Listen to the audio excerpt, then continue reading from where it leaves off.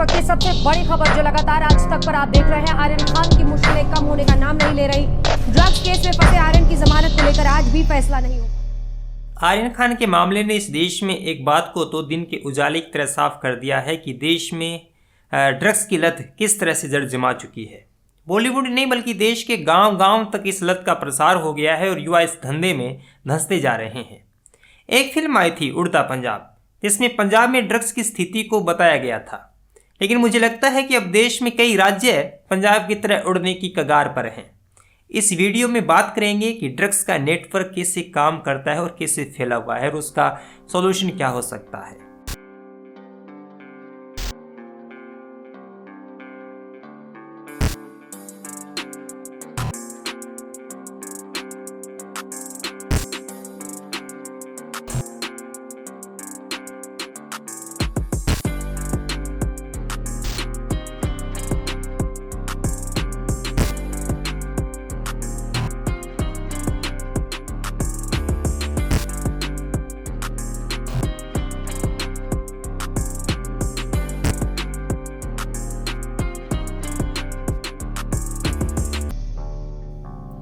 सामाजिक न्याय और सशक्तिकरण मंत्रालय की 2019 की एक रिपोर्ट के अनुसार पंजाब में हेरोइन जैसे ओपियोइड्स यानी नशीले ड्रग्स का उपयोग बड़े स्तर पर है, जहां लगभग 7.2 लाख लोग ड्रग्स का उपयोग करते हैं, जहां वे उन पर निर्भर हैं और उन्हें ड्रग्स से संबंधित समस्याओं के लिए मदद की आवश्यकता है। हालांकि पंजाब को भारत में ड्रग्स की राजधानी के रूप में प्रचारित किया जाता है, जो कि एक हद तक सही है, लेकिन एक ऐसा राज्य है जहां बहुत से लोग लगभग 10.7 लाख ड्रग्स के बिना नहीं रह सकते और उन्हें इस नशे से संबंधित समस्याओं के लिए अग्रणी राज्य के रूप में गिना जा सकता है। उस राज्य का नाम है उत्तर प्रदेश। उत्तर प्रदेश में न सिर्फ नशे के मामले में ये ड्रग्स ही समस्याओं के लिए जिम्मेदार है, बल्कि इनकी तुलना में अन्य प्रकार का नशा जैसे भांग, शराब, शामक, इनहेलेंट और इंजेक्शन के मामले भी यह अपने चरम पर है। ये जो मैंने आंकड़े बताए हैं, ये वो लोग हैं जो नशे की उस क्रिटिकल कंडीशन में पहुंच चुके हैं जहां इनको मदद की ज़रूरत है। हो सकता है अन्य राज्यों में नशा करने वालों की संख्या अधिक हो, लेकिन वो इतनी बुरी हालत में नहीं है। एक तो लत होती है मॉडरेट, एक होती है बहुत खराब, तो ये बहुत खराब स्थिति में है। योगी आदित्यनाथ ने जमकर नाम बदले हैं। विभिन्न स्थानों के नाम बदलने की कवायद के बाद सामाजिक न्याय और सशक्तिकरण मंत्रालय की रिपोर्ट 2019 को देखते हुए मैं उन्हें दरअसल एक सुझाव देना चाहता हूं कि जैसा कि वो खुद कहते हैं, जहां आवश्यकता होगी सरकार आवश्यक कदम उठाएगी। वक्त आ गया है कि कदम उठाइए और उत्तर प्रदेश का नाम बदलकर उड़ता प्रदेश कर दिया जाए, क्योंकि उत्तर प्रदेश की स्थिति कुछ ऐसी ही नजर आ रही है। लेकिन दोस्तों, हमें इस विषय पर गंभीरता से बात करनी चाहिए। भारत में नशीले ड्रग्स का उपयोग लाखों लोगों के जीवन को प्रभावित करता है, जहां व्यक्तियों का जीवन या तो दवाओं के उपयोग से सीधे रूप से प्रभावित होता है या अन्य रूप में, जहां परिवारों के सदस्यों और दोस्तों को किसी व्यक्ति की ड्रग्स की जो लत है उसकी कीमत चुकानी पड़ती है। और इसका असर यही नहीं रुकता, इसका असर सेहत और आर्थिक रूप से तो पड़ता ही है, बल्कि शिक्षा के साथ साथ पारिवारिक रूप से भी पड़ता है। लेकिन ड्रग्स का योगदान अपराध, हिंसा, गुंडागर्दी और आवारेपन में भी बहुत बड़ा है। यह अच्छी तरह से समझी जाने वाली हकीकत है और इसलिए भारत में हर माँ बाप अपने बच्चों को ड्रग्स से दूर रहने के लिए कहते हैं। हाल ही में अभिनेता शाहरुख खान के बेटे आर्यन खान को ड्रग्स के मामले में जेल जाना भी अपने आप में हम सब के लिए एक सबक है। देश में ये कितनी बड़ी खबर बनी और बॉलीवुड में ड्रग्स की कहानी को नए सिरे से हमारे सामने लाकर रख दिया। इसके अलावा भारतीय मूल के एक शख्स को सिंगापुर में ड्रग्स तस्करी के मामले में बुधवार को फांसी दी जानी है। आज वो वार है। ड्रग्स का बढ़ता उपयोग किसी भी समाज के लिए विनाशकारी है। हमारे गृह मंत्री अमित शाह ने भारत में नशीली दवाओं की समस्या को नार्को आतंकवाद के रूप में बयान किया है और कहा है कि भारत में एक और खतरे का जो सामना करना है वो है नार्को आतंक। केंद्र सरकार ने फैसला किया है कि हम नशीले पदार्थों को अपने देश में नहीं आने देंगे और भारत को उसका रास्ता नहीं बनने देंगे। इस पर रोक लगानी जरूरी है। जैसे वैज्ञानिक पूरे मामले का अध्ययन करने के लिए एक परमाणु का उपयोग करते हैं, वैसे ही इस वीडियो में पंजाब राज्य को संदर्भ के रूप में इस्तेमाल करके भारत में ड्रग्स से संबंधित समस्याओं पर प्रकाश डालेंगे। इस वीडियो में ड्रग्स की समस्या की गहराई में जाने की ज़रूरत है और इसके पूरे नेक्सस को समझने की ज़रूरत है। पहले मैं पंजाब में इस ड्रग्स की सांठगांठ को समझने की कोशिश करूंगा ताकि उसके आश्रय पूरे देश में फैले ड्रग्स नेटवर्क की असलियत को पकड़ सकें। ड्रग्स की समस्या से जुड़ी समस्याओं और समाधानों को समझने के लिए हमारी टीम ने श्री मोहन शर्मा से बात की, जो ड्रग्स पर 5 पुस्तकों के लेखक हैं और पंजाब के संगरूर में red cross drug de addiction centre के निदेशक के रूप में काम करते हैं। उन्होंने सबसे पहले हमें पंजाब में प्रवेश होने वाली ड्रग्स की उत्पत्ति के बारे में बताया। उन्होंने दावा किया कि भारत में प्रवेश करने वाले ड्रग्स के प्रमुख मार्गों में से एक है पाकिस्तान, जिसकी खेती आमतौर पर अफगानिस्तान में की जाती है। ड्रग्स एंड क्राइम पर संयुक्त राष्ट्र कार्यालय के अनुसार 2017 में अफगानिस्तान में अफीम की खेती के तहत कुल क्षेत्रफल 3,28,000 हेक्टेयर था, जो पिछले वर्ष की तुलना में 63% ज्यादा था। 2017 में संभावित अफीम उत्पादन 9,000 टन था, 2016 से 87% अधिक। इकोनॉमिक्स टाइम्स की एक रिपोर्ट में यह दावा किया गया है कि अफगानिस्तान में ड्रग्स के उत्पादन में वृद्धि का मतलब है कि पंजाब को आपूर्ति में राज्य सरकार द्वारा डीलर्स और पेडलर्स पर कार्रवाई के बाद भी कम नहीं होगी। यह एक कड़वा सच है। अब एक सवाल फिर महत्वपूर्ण हो जाता है कि सरकार ड्रग्स की समस्या को कंट्रोल करने में असफल क्यों हो रही है। श्री मोहन शर्मा सबूतों के आधार पर यह दावा करते हैं कि सरकार नशीले पदार्थों और संबंधित समस्याओं के प्रसार को रोकने में विफल रही है, क्योंकि ड्रग्स के इस गठजोड़ में, इस नेक्सस में तस्करों की राजनीतिक ब्यूरोक्रेसी की भागीदारी और समर्थन है। वह हाल ही के एक मामले पर सवाल उठाते हैं जब पंजाब पुलिस का एक अधिकारी अवतार सिंह जिसे anti drug special task force की हिरासत में रखा गया था, अगले ही दिन हिरासत में रहते हुए आत्महत्या कर लेता है। श्री शर्मा को शक था कि क्या यह वास्तव में एक आत्महत्या थी।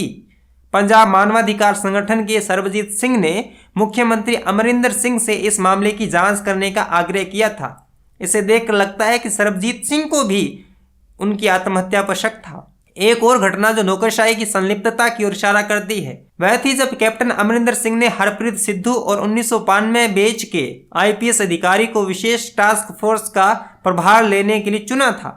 सिद्धू RPF में डेपुटेशन पर थे, जहां वे छत्तीसगढ़ में नक्सल विरोधी अभियान में लगी यूनिट्स की कमान संभाल रहे थे। अमरिंदर सिंह द्वारा चुने जाने के तुरंत बाद पंजाब के एक वरिष्ठ पुलिस अधिकारी इंद्रजीत सिंह को STF ने गिरफ्तार कर लिया। जालंधर पुलिस लाइन स्थित उसके घर से करीब 3 kilo smack, 4 kilo heroine, 1 Italian निर्मित पिस्तौल, AK-47 राइफल और AK-47 सहित 400 जिंदा कारतूस मिले। करीब 3500 पाउंड के अलावा 6 लाख से अधिक नकदी भी बरामद की गई।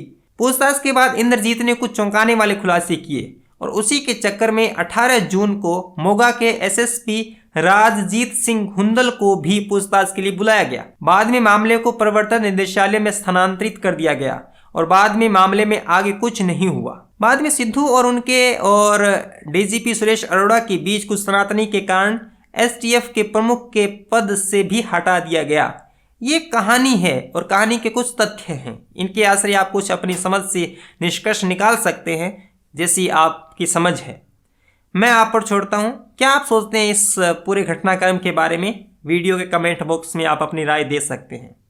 ऐसे कई और मामले ड्रग्स के इस गठजोड़ में बड़े राजनीतिक और ब्यूरोक्रेट्स नामों के शामिल होने को और इशारा करते हैं, जो कि अपने आप में एक बड़ी समस्या है जिसे हम अवगत हैं।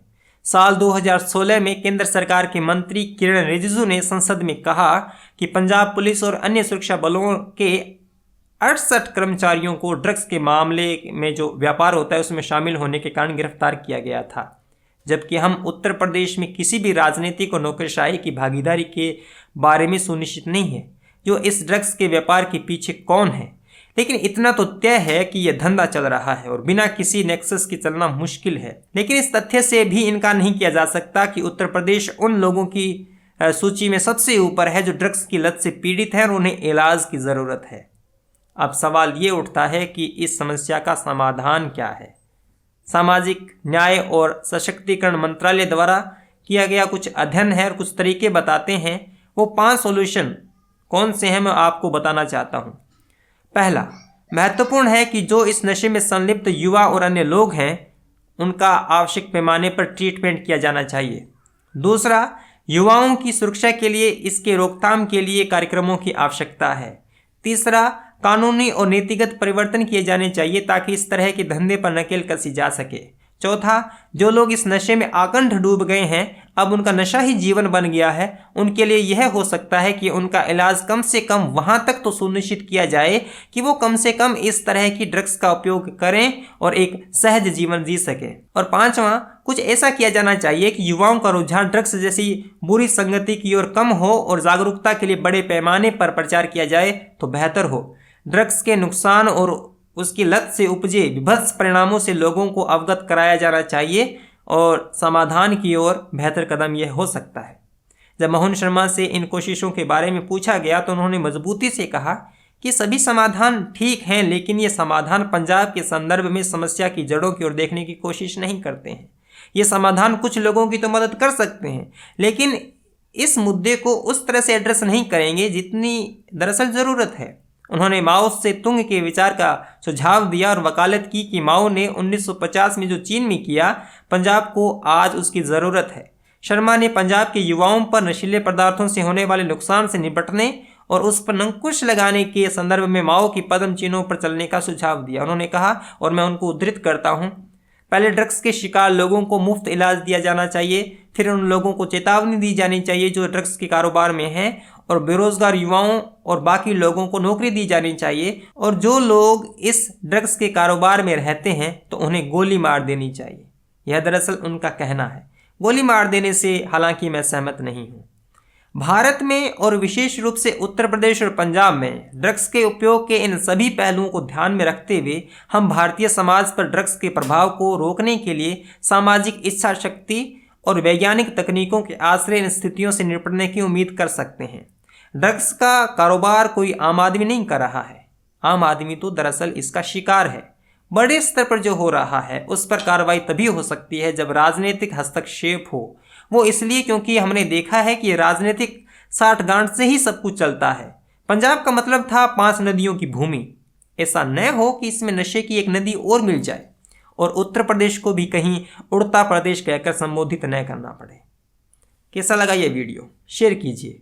और अब इस तरह के वीडियो आते रहेंगे, आप सपोर्ट करेंगे तभी ये काम संभव हो पाएगा।